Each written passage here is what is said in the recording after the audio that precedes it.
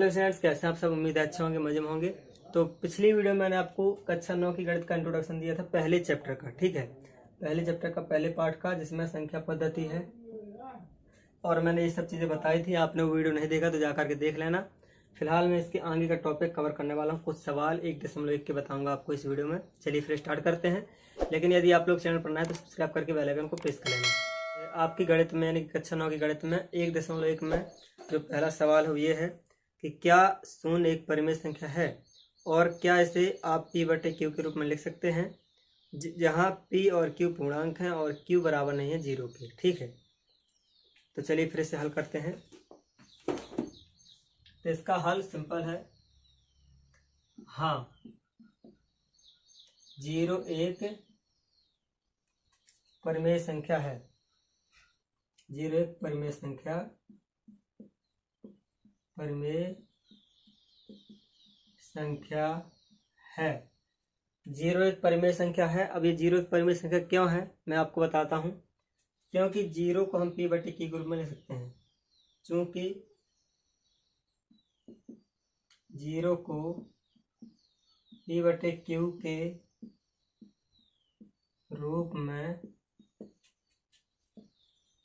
लिखा जा सकता है, लिखा जा सकता है। ठीक है, यानी कि हम 0 को इस तरह से लिख सकते हैं 0 बटे 1, 0 बटे 2, 0 बटे 3, 0 बटे 4। अब ऐसा हम लिख देंगे। ठीक, ऐसा लिख देंगे। अब एक का हम 0 भाग करेंगे तो क्या आएगा, शेषफल 0। 1 भागे 0 करेंगे तो शेषफल 0 आएगा। ठीक है, और 2 भागे 0 करेंगे तो शेषफल 0 आएगा। सॉरी, शेषफल नहीं, हाँ शेषफल भी 0 आएगा और भागफल भी 0 आएगा। ठीक है ना। 3 का भाग करते हैं 0 में तो भागफल भी 0 आएगा और शेषफल भी 0 आएगा। ठीक है, इस तरह से 0 हमारा एक परिमेय संख्या है, क्योंकि हम उसे p बटे q के रूप में लिख सकते हैं। ये हमारा आंसर है। ठीक है, अब चलिए दूसरा क्वेश्चन कवर कर लेते हैं हम।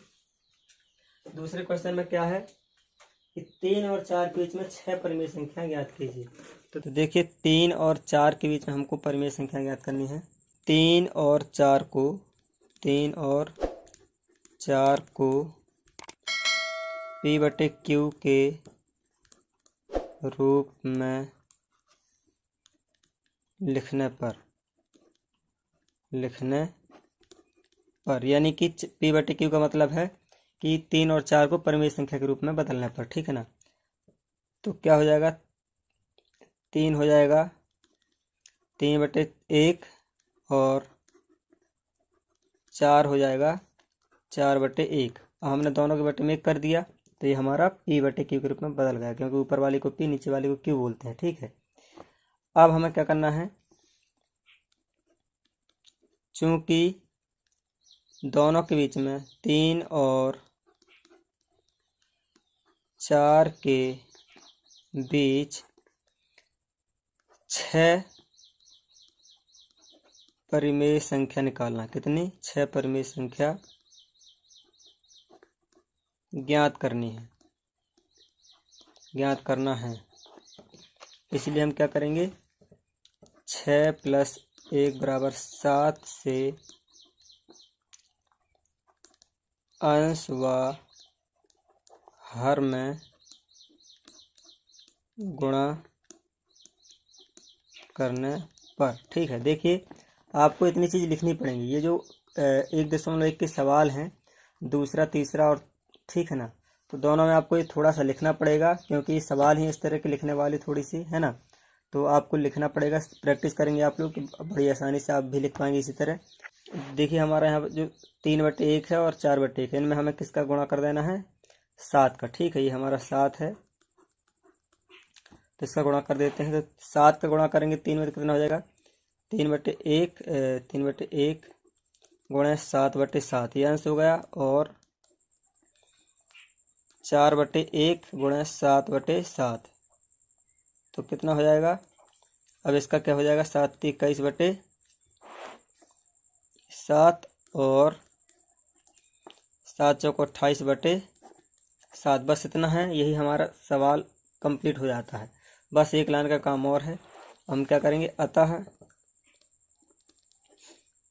21 बटे देखो 21 को छोड़ करके 22, हम क्या करेंगे, या फिर हम लिख सकते हैं 21/7 और 28/7 के बीच परिमेय संख्याएं। परिमेय संख्या क्या होंगी, 21 के बाद क्या आएगा 22, तो 22/7, 23/7, 24/7, 25/7 और 26/7 और 27/7। यही हमारे आंसर हैं, ठीक है ना। तो यहाँ से हल देखिए, हमने दूसरा सवाल जब किया था तो 3 और 4 को परिमेय संख्या के रूप में चेंज किया था, है ना। लेकिन यहाँ पर ये जो तीसरा सवाल है हमारा, ये पहले से परिमेय संख्याओं के रूप में है, 3/5 और 4/5, ठीक है। तो हम क्या करेंगे, इनको डायरेक्ट हमको 5 इनके बीच में परिमेय संख्या निकालनी है।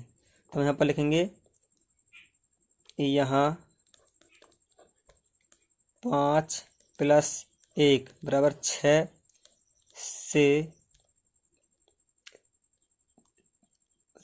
अंश व हर में गुणा करने पर, अंश व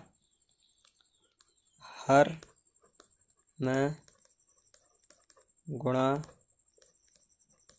करने पर, ठीक है। तो क्या हो जाएगा, अंश ये है, हर ये है,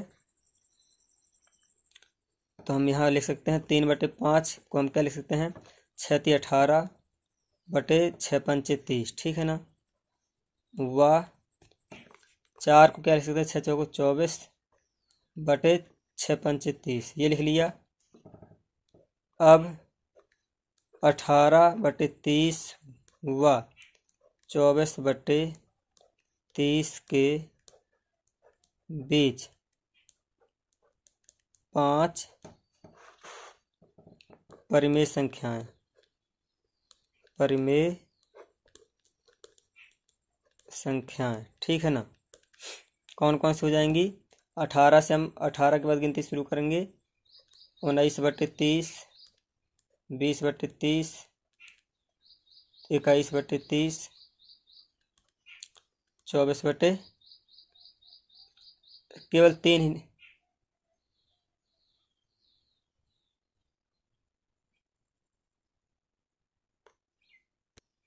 सॉरी यहाँ पर 22 होगा, 22 और यहाँ पर हो जाएगा 23/30, है ना। तो 1 2 3 4 5, ये हमने 5 परिमेय संख्या निकालनी, ठीक है। यही हमारा आंसर है। बस चौथा सवाल हल करने वाले हैं। चौथा सवाल में आपको 3 ये विकल्प मिलते हैं, तो इनको सत्य सत्य करना है ना, बताना है।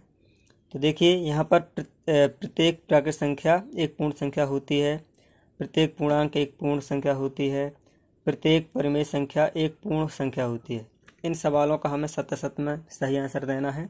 हमारा प्रत्येक प्राकृत संख्या एक पूर्ण संख्या होती है, तो हाँ ये कथन सत्य है। क्या है ये, सत्य है। क्यों सत्य है, चलिए मैं आपको रफ में बताता हूँ। पहली होती है प्राकृत संख्या, क्या होती है, प्राकृत संख्या होती हैं, ठीक है ना। ये कौन सी होती हैं, 1 2 3 4 5 ऐसे आगे बढ़ती जाएंगी। लेकिन जो पूर्ण संख्या होती हैं वो कौन सी होती हैं, संख्या होती हैं कौन सी होती हैं, 0 से शुरू होती हैं, 0 1 2 3 4 5 ऐसे आगे तक, ठीक है। तो कहता प्रत्येक प्राकृत संख्या एक पूर्ण संख्या होती है, तो हाँ होती है, क्योंकि ये पूर्ण संख्या है, पूर्ण संख्याओं के अंदर ये सभी प्राकृत संख्या होती हैं, इसलिए वो सवाल में कहता है कि प्रत्येक प्राकृत संख्या क्या होती हैं, पूर्ण संख्या होती हैं। इसके कहने का मतलब ये है कि प्रत्येक प्राकृत संख्या पूर्ण संख्याओं में सम्मिलित होती है, ठीक है। तो इसका हम आंसर लिखेंगे, जो हमारा सवाल है। तो पहला का हल रहेगा तो किस तरह से रहेगा, हाँ सत्य है, सत्य है, क्योंकि प्रत्येक प्राकृत संख्या पूर्ण संख्या में शामिल होती है। क्या होती है, शामिल होती है, यहाँ पर आपने देख लिया है, ठीक है। प्रत्येक पूर्णांक एक पूर्ण संख्या होती है, ठीक है ना। प्रत्येक पूर्णांक एक पूर्ण संख्या होती है। तो ये हमारा जो कथन है, ये कथन हमारा असत्य है, क्योंकि तो ये सभी संख्या क्या कहलाती हैं? पूर्णांक कहलाती हैं। लेकिन पूर्ण संख्या कौन कहलाती हैं? केवल यहाँ से यहाँ तक की संख्याएं आगे की पूर्ण संख्या कहलाती हैं, ठीक है। तो अब पूर्णांक तो ये भी है ना। तो अब इन पूर्णांकों को, यानी कि जैसे -2 हम लेते हैं, तो -2 हमारा पूर्ण संख्या के अंदर नहीं आएगा, इसलिए ये जो हमारा कथन है ये हमारा असत्य हो जाएगा। क्योंकि इस सवाल में क्या कहता है कि प्रत्येक पूर्णांक एक पूर्ण संख्या होती है। तो देखिए ये -2 पूर्ण संख्या नहीं है, दूसरे का क्या कहेंगे हम? असत्य है। क्या है? असत्य है, क्योंकि प्रत्येक पूर्णांक पूर्ण संख्या नहीं होता। जैसे कि -1 -2 पूर्ण संख्या नहीं है, पूर्ण संख्याएं नहीं है, हम ये लिखेंगे नहीं है, ठीक है। इस तरह से चलिए तीसरा सवाल देख लेते हैं। तीसरा सवाल है, प्रत्येक परिमेय संख्या एक पूर्ण संख्या होती है। अब ये भी बिल्कुल इसी तरह होता है, मतलब दूसरी तरह इसका भी आंसर है। ये भी हमारा क्या जो कथन है असत्य है। क्या है? क्योंकि परिमेय संख्या पूर्ण संख्या तो हो ही नहीं सकती, क्योंकि परिमेय संख्या p/q के रूप में रहती हैं। तो इसका आंसर ये हो जाएगा। देखिए अगर हम देखें यहाँ पर, तो 1/2, 2/3 और 3/4 और 1 2 3 4, तो ये हमारी पूर्ण संख्याओं के अंदर आएंगी, 0 1 2 3, ठीक है ना। पूर्ण संख्या के अंदर ये वाली संख्याएं आती हैं, लेकिन ये तो परिमेय संख्या हो गई ना।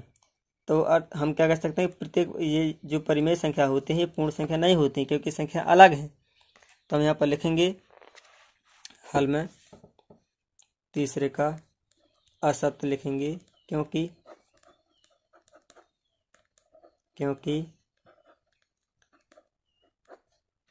प्रत्येक परिमेय संख्या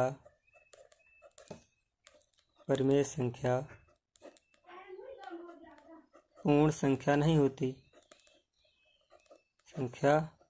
होती